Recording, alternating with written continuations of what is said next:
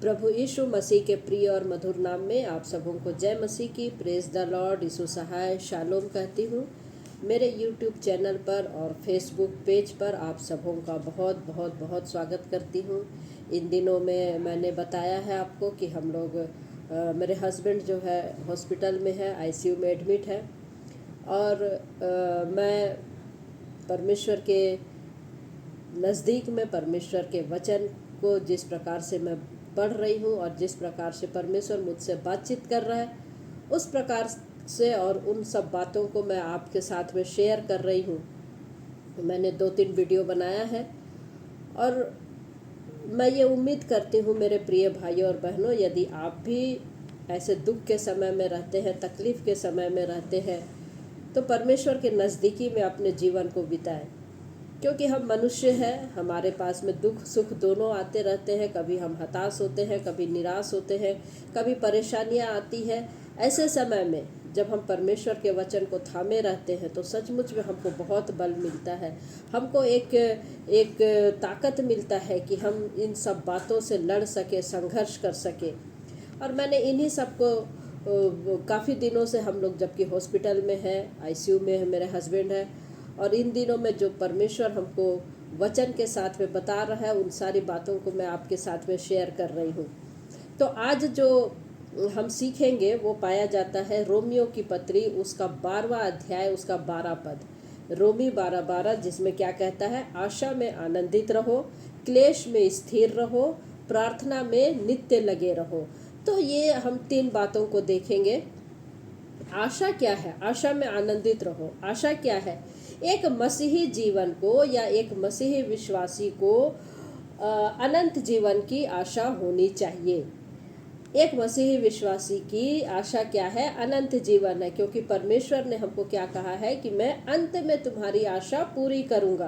तो एक मसीही विश्वासी की आशा अनंत जीवन होना चाहिए। एक मसीही विश्वासी की इच्छा अनंत जीवन होना चाहिए। हम इस संसार में रहते हैं और हम अब इसी संसार में का जो और ओढ़ना चाहते, सांसारिक बातों को हम ओढ़ना चाहते, पहनना चाहते हैं और हम उसी में लिप्त रहना चाहते, किंतु हमारी आशा क्या है कि हम प्रभु से फिर मिलेंगे।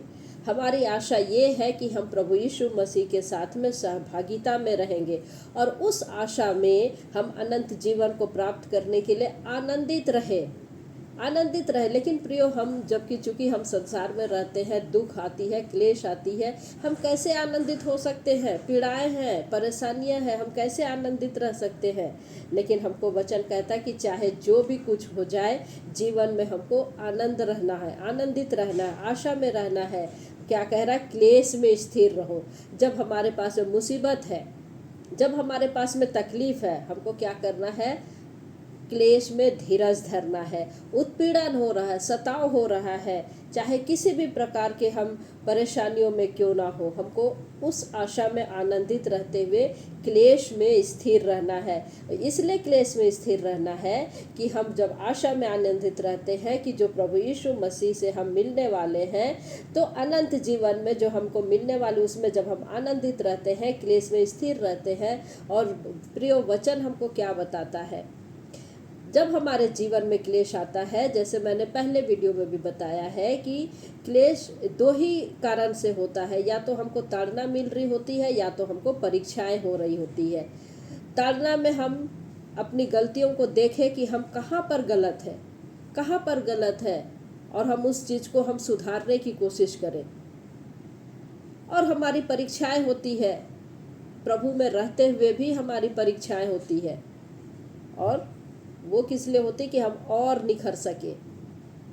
तो ताड़ना में भी दुख होता है, परीक्षा में भी दुख होता है। हम काटे जाते हैं तब भी दुख होता है, हम छाटे जाते हैं तब भी दुख होता है।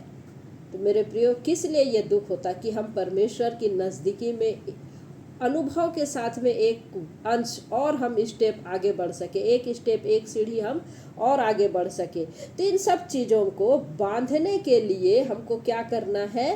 प्रेयर करना है।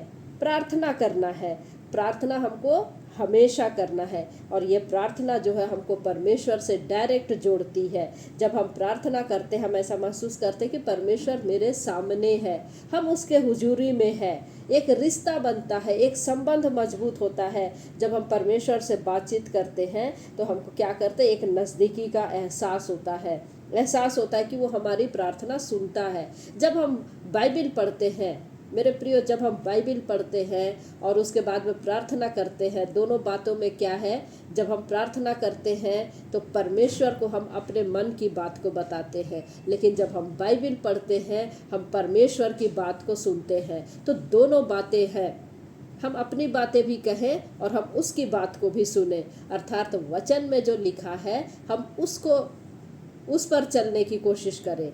तब जो दोनों का संबंध है, प्रार्थना में जब हम बैठते हैं परमेश्वर हमारी आशा को पूरी करता है।